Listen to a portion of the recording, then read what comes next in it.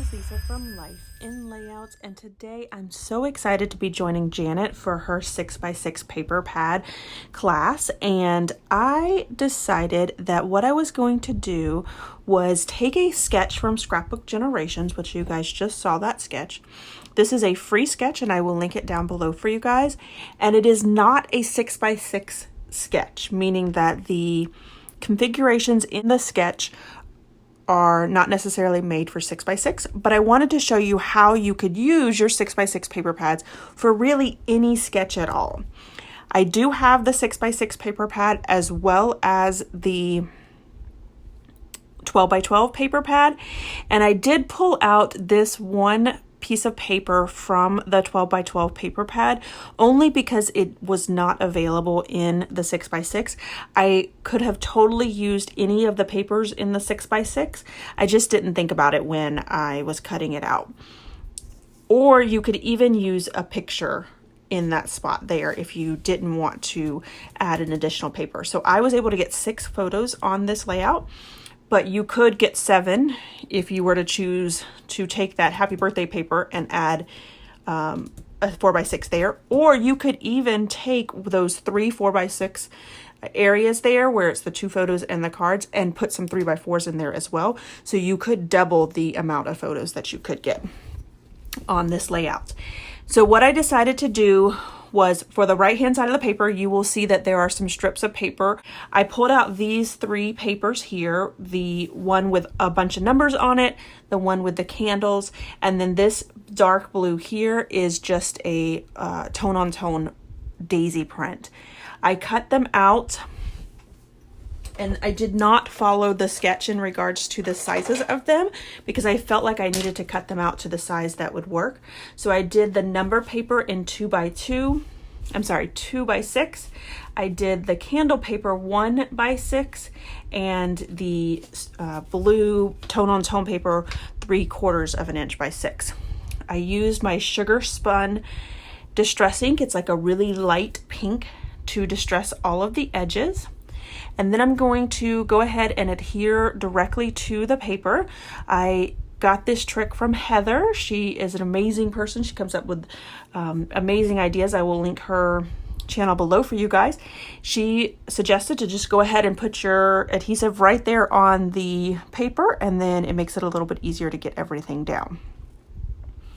I did decide that I wanted a banner for each of these 3 pieces, so I went ahead and cut those out, and they are going to not meet in the middle.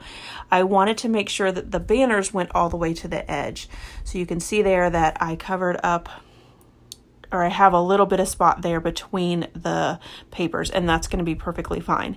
I did have this paper overlap, so I just cut it out a little bit.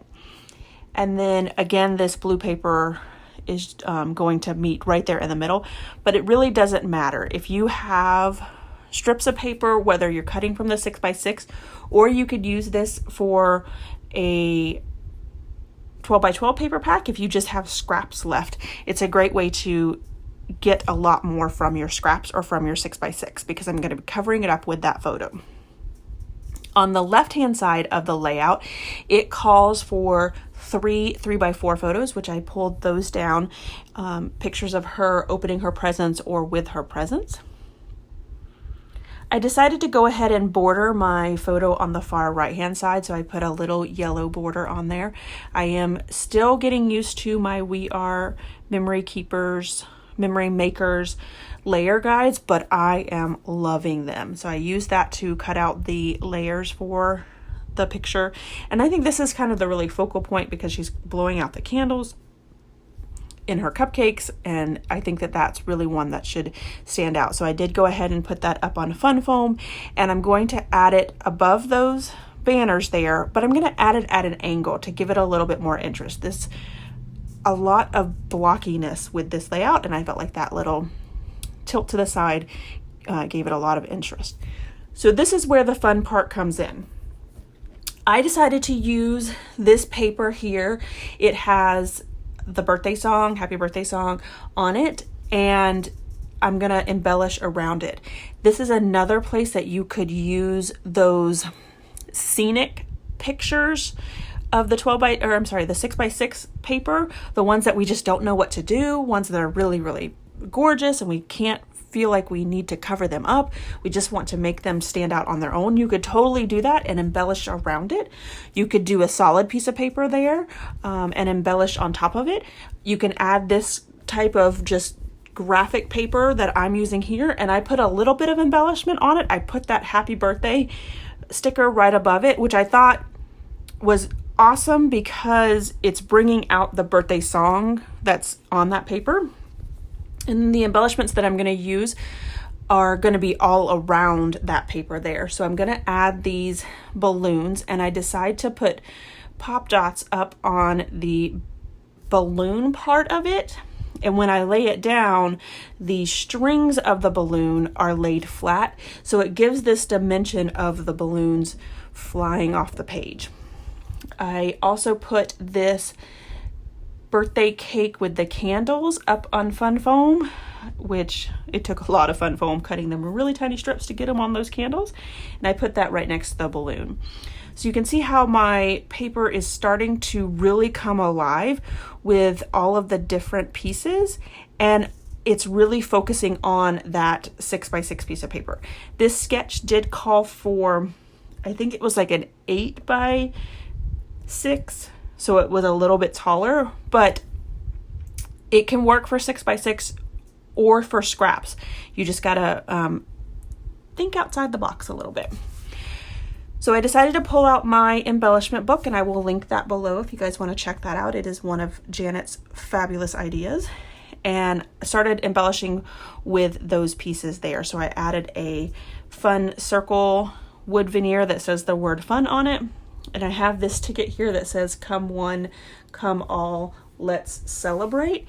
And I had to pick up that sticker with the number 9 on it, and also that green sticker that says "Hip Hip Hooray," so that I could get that cluster to work.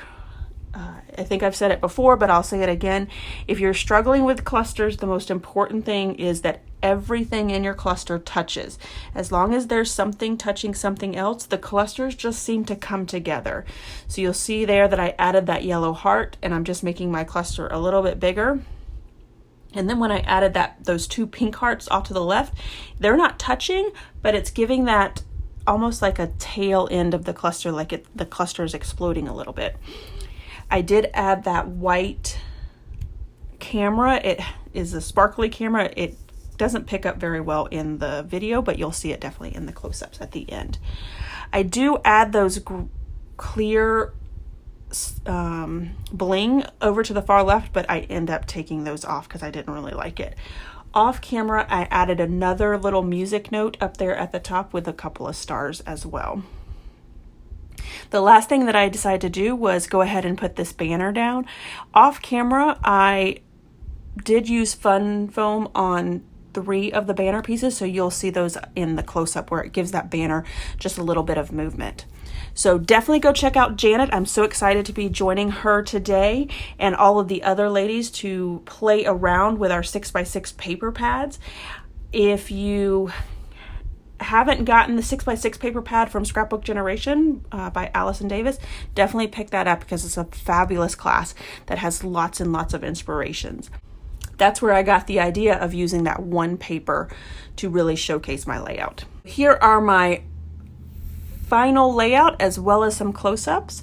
If you enjoyed this video, if you wouldn't mind giving me a thumbs up, I'd really appreciate it. If you haven't done so already and you want to see more double page layouts, make sure you hit that subscribe button because that's all you're going to get on my channel. Thanks everyone for watching, and I hope that you have a scrappy day.